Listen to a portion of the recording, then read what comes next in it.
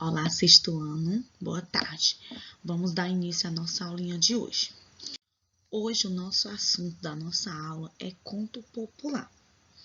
Eu pergunto a vocês, o que é que vocês entendem de conto popular? Primeiramente, vamos ver o conceito de contos populares. O que é um conto popular? Também conhecido como conto tradicional, é um texto narrativo, geralmente curto, criado e enriquecido pela imaginação popular e que procura deleitar, entreter ou educar o ouvinte, o leitor. A sua origem perdeu-se no tempo, ninguém é dono e o senhor dos contos populares. Por isso, cada povo e cada geração conta-nos à sua maneira, às vezes corrigindo e acrescentando, outras vezes por menor no enredo. Daí o provérbio: quem conta um conto, acrescenta um conto. Eu vou mostrar para vocês 5 objetivos, 5 características de contos populares. E aí eu vou apresentar cada uma dessas características. Uma característica é memória, é cultura. Outra característica é tradicional, oral. A terceira característica é personagens com poderes sobrenaturais. E quarto, ausência de momento histórico. E para finalizar, marcadores de tempo. Vamos ver o que é a memória cultural, uma característica que apresenta no conto. E a nossa primeira característica, gente, é memória, é cultura. Os contos populares relacionam-se à memória e à cultura de uma comunidade, por serem criações coletivas. Não há como determinar como surgiram e que os criou. Tratam de temas variados, como o surgimento de elementos da natureza, reflexões e ensinamento. Agora eu vou mostrar para vocês um exemplo, de memória e cultura. Bem, gente, eu trouxe até o exemplo, um trechozinho lá do livro de vocês, que tem no livro de vocês na página 46, se eu não me engano, 46, que diz o seguinte, os dois papudos, é o texto que a gente vai trabalhar hoje, é os dois papudos, é o conto popular que a gente vai ver hoje. Vivia numa povoação um alegre papudo, estimado de todos, muito folgazão e boêmio. Não impedia o papo de soltar grandes risadas. Pouco lhe davam o que achasse feio ou chamasse de papudo. A verdade é que o tal papo incomodava, mas o que não tem remédio, remediado está, filosofava ele. E vamos tocar viola, e vamos amanhecer nos fandangos. Por que eu tirei esse trecho para vocês? Assim, para mostrar que a literatura está bem próxima da realidade da nossa sociedade. E aproveitando aqui esse trecho dos dois papudos, serve até como reflexão, o exemplo de reflexão a partir de um provérbio que diz o seguinte, no trechozinho que está até de vermelho destacado: o que não tem remédio, remediado está. Assim, o que será que ele quer dizer com esse provérbio, com essa frase? O que será que ele quer dizer?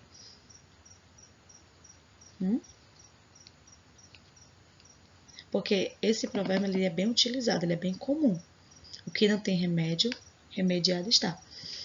Gente, ele quer dizer que as coisas devem ser aceitáveis, devem ser agradáveis, Porque ele não escolheu o teu corpo assim. Esse é meu corpo, não posso mudar. Então as pessoas elas precisam tolerar e aceitar o que as pessoas realmente são. Outro também bem interessante é viva a alegria, minha gente, que se vive só uma vez. Isso ele quer dizer que aproveite a vida, aprecie a vida, Curta o momento. Então esses dois provérbios aí servem como reflexão para a nossa vida, Por isso que tem a ver com a nossa realidade esse conto. E eu achei até interessante esse texto, tá bom?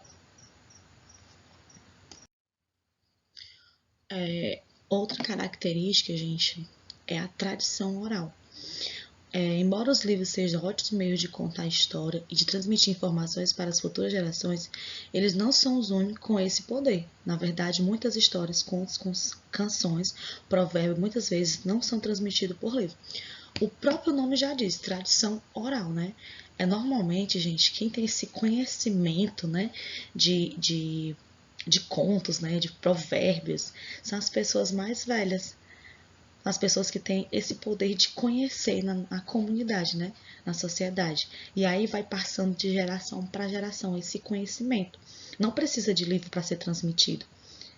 É o avô, passa para o filho, para o neto, né?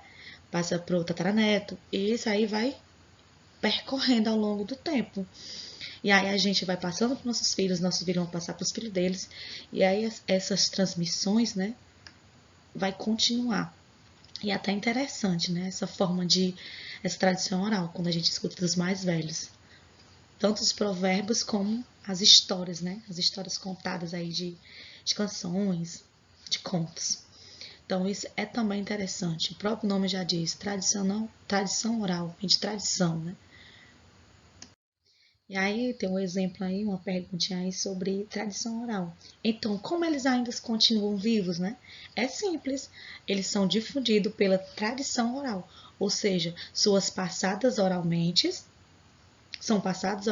de uma geração para geração. Como eu falei para vocês, não vão morrer, eles sempre vão permanecer vivos.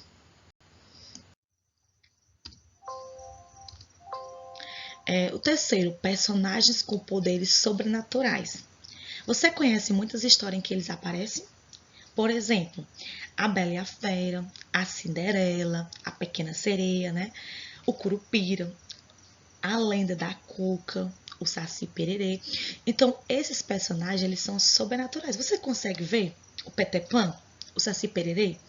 Vocês só conhecem a história tanto no livro, né, por escrito, como também oralmente alguém contando vocês. Então, esses superpoderes, quem tem é esses personagens. Eles têm uns superpoderes sobrenaturais. Novamente aqui trazendo, né, outro trecho lá do conto Os Dois Papudos. Vamos analisar esse trechinho, gente, dessa narrativa, de como pode surgir um poder natural, um poder sobrenatural, né? Não é obrigatório necessariamente aparecer esse poder do super-homem, nem de um super-herói. Pode ser de outra forma. Pode ser aparecer como um poder de um cirurgião plástico, né? Vamos ler aqui o trecho, ó. Um anãozinho agarrou o papo com as duas mãos, subiu pelo peito do papudo, firmou bem os pés, deu um arrancão. O papudo fechou os olhos. Agora eles me matam. De repente sentiu o pescoço leve. Abriu os olhos. Os anõezinhos tinham sumido. Não ouviu mais nada. Meio cinzento, despontava o dia. Passou a mão pelo pescoço, estava liso, sem excrescência nenhuma. Então, assim, gente, ó, o que foi que aconteceu? Um poder sobrenatural, fora da nossa realidade, onde aconteceu que o papudo já não era mais papudo. Então, esse poder sobrenatural, né, aconteceu de forma que teve um super-herói, no caso, um cirurgião plástico.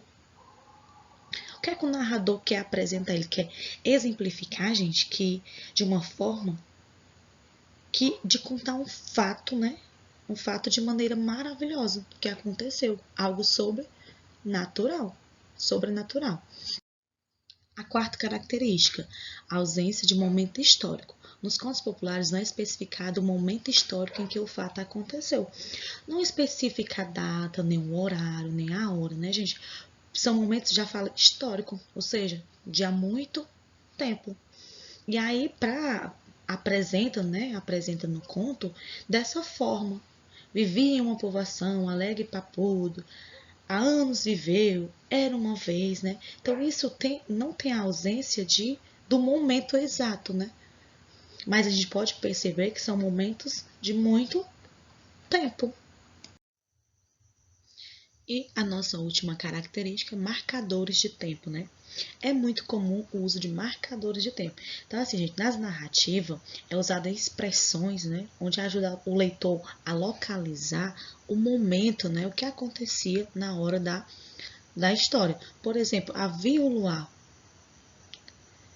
Então, de madrugada. Então, a história era contada que o momento que estava era de madrugada. Então, isso ajuda o leitor a se localizar, né? Então, é usar essas expressões aí para localizar a marcação do tempo. Então, assim, para finalizar, vamos só resumir o que a gente aprendeu na aula de hoje. Sobre os contos populares, né? Memória como transmissão de ensinamento, tradição oral, personagem como os poderes maravilhosos, né? Marcador de tempo e momento histórico. Isso é mesmo só para recapitular o que a gente aprendeu nos slides anterior, tá bom? E para finalizar nossa aulinha de hoje, vocês vão fazer a atividade da página 47, as questões de 4 a 9, tá bom? Então, assim, gente, ó, a atividade de vocês, né, vai ser essa, vocês vão fazer. E a maneira que vocês terminando, vocês vão passando para mim, enviando para eu começar a fazer a correção. Então, eu vou receber até 5 horas da tarde, tá bom? Então, bom estudos e até a nossa próxima